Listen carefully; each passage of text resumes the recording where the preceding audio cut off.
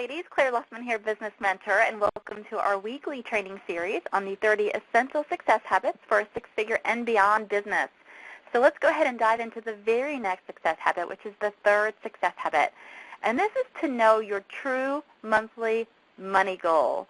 So I really want you to think through how much you absolutely need and then to up that a bit for how much you actually want. I can't tell you how many businesswomen just sort of pick a number out of thin air. A common one is $10,000 a month, right? Maybe right now they're making like $500 a month, but their monthly goal is $10,000 a month.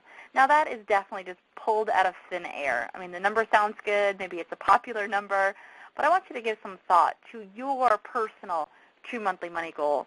And then I want you to identify a scenario to hit or exceed this goal.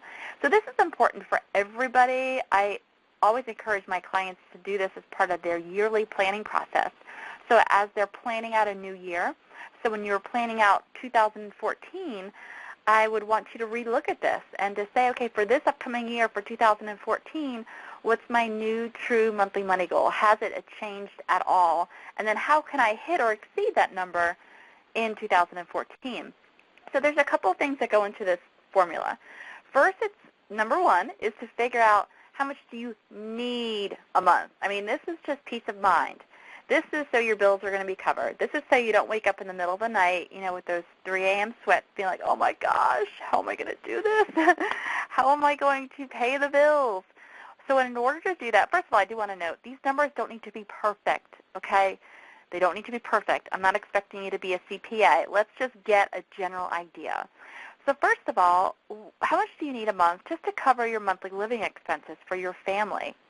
Just to live, right? Again, peace of mind. And this is to fill in the gap. I mean, some of you, it may just be you, right? So if it's $3,000 for you to live, that would be how much you would need to cover your monthly living expenses. Maybe it is $6,000 a month, right? When it's all said and done with mortgage and car payments and gas and food and clothes and all of that. But maybe your husband brings in $3,000, so then your gap would be $3,000. And then also add, just to keep your business going, you know, those basic recurring business expenses. What's that dollar amount that you would need a month for peace of mind? Secondly, go ahead and add in, we talked about in in Success Habit 1 to create a year's success vision, right? You want to do some great things this year in 2014. We don't want to just get by, right? So in order for you to fund that success vision, for example, maybe part of your success vision was that this is the year you're going to go on a family cruise. So guesstimate how much that's going to cost. Again, it doesn't need to be perfect. But let's say it's $2,000, then that's about $300 a month to be earmarking for that family cruise. So what are some of the other things in your success vision? Was it to join a gym or get massages or take an art class, or what were those other things part of your success vision? So what additional amount per month approximately would you need to make to fund your 2014 success vision? Now, the third part of this is to take those first two numbers and increase it by 50%. That's going to give you your monthly money goal. So, for example, let's say if number one was $2,000 to fill in the gap, an extra $500 a month to live into your success vision, that's $2,500.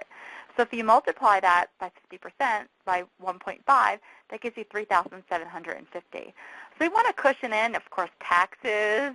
You know, just give yourself a cushion. There's going to be time you're off work, vacation, sick time.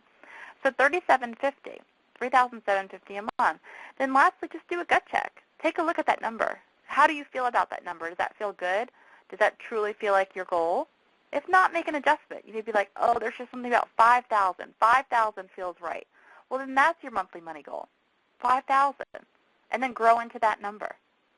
And then lastly, just identify possible scenarios to hit or exceed that monthly money goal. Get pen to paper. How can you, within your current business model, hit that number? Is it easy? Maybe we need to adjust prices, maybe additional revenue streams. Right? Again, this doesn't need to be perfect, but you want to be able to see a scenario on paper where it's feasible. All right, so that is your third success habit, to know your true monthly money goal, to know your goal and then a scenario to hit or exceed your goal. So like all things, when we talk about the success habits, now I want you to implement it, right? This is a free curriculum where we're going to talk about the 30 essential success habits. Great content, but you've got to implement. Get pen to paper. Pause the video, right? It's all about replacing your unproductive habits with new success habits. So looking forward to talking with you next week for Success Habit 4, where we're going to talk about how bit by bit to replace your unproductive habits with new success habits. So I encourage you to go ahead and share this video. Share it with other people that you know that are in business. See if they can come on this journey with us. And in the meantime, just know that I'm here to help you.